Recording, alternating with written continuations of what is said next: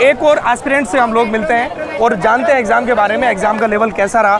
तो सबसे पहले मैं बात करूंगा, आपका नेम क्या होगा? मैं अवधेश कुमार यादव। अवधेश कुमार यादव। अवधेश कुमार यादव ने मैं बात कर लेते हैं। अवधेश, अगर एग्जाम के लेवल की बात करें, एवरेज रहा था, इजी रहा था या मॉडरेट और हाई, ऐसा कुछ क्या कहना चाहेंगे? एवरेज से थोड़ा ऊपर था पर लेंदी था, टाइम कंज्यूमिंग था। टाइम कंज्यूमिंग था। ठीक है, अब हम बात कर लेते हैं टेक्निकल पे। तो टेक्निकल कैसा रहा ओवरऑल?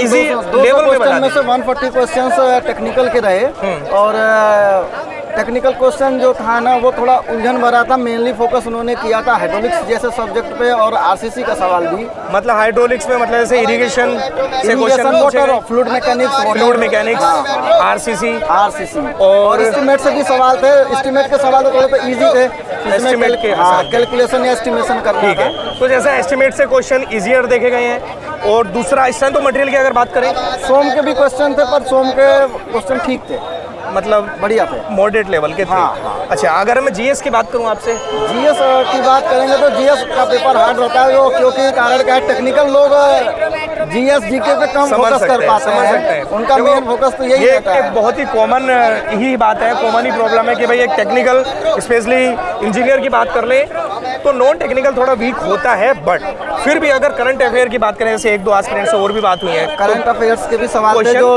लास्ट 2024 एंड 25 से संबंधित भी क्वेश्चन थे और बाकी कुछ हिस्ट्री के क्वेश्चन थे। हिस्ट्री तो करंट अफेयर से क्वेश्चन ज़्यादा देखने को मिले हैं। चलिए, तो ओवरऑल आप मॉडरेट लेवल देना चाहेंगे पूरे एग्जाम को या इजियर भी बोलेंगे? नहीं, इजी तो नहीं देंगे क्योंकि लेंदी पेपर था, क्योंकि पढ़ने के बाद समझना पड़ रहा था, उसमें 2 बार 3 बार आपको पढ़ना पड़ेगा। Same as it is reasoning में भी यही प्रॉब्लम थी, मतलब रीजनिंग टाइम कंज्यूमिंग। हाँ, टाइम ओवरऑल अभी तक ये क्लियर हुआ है कि रीजनिंग टाइम कंज्यूमिंग रहा है। बाकी टेक्निकल की बात करें तो जैसे उसको मॉडरेट टू इजी बोल सकते हैं, जैसे अदर एस्पिरेंट से भी हमारी बात हुई है ना। बाकी अगर क्वेश्चन बताना चाहें कि जैसे इरिगेशन से क्या पूछा गया?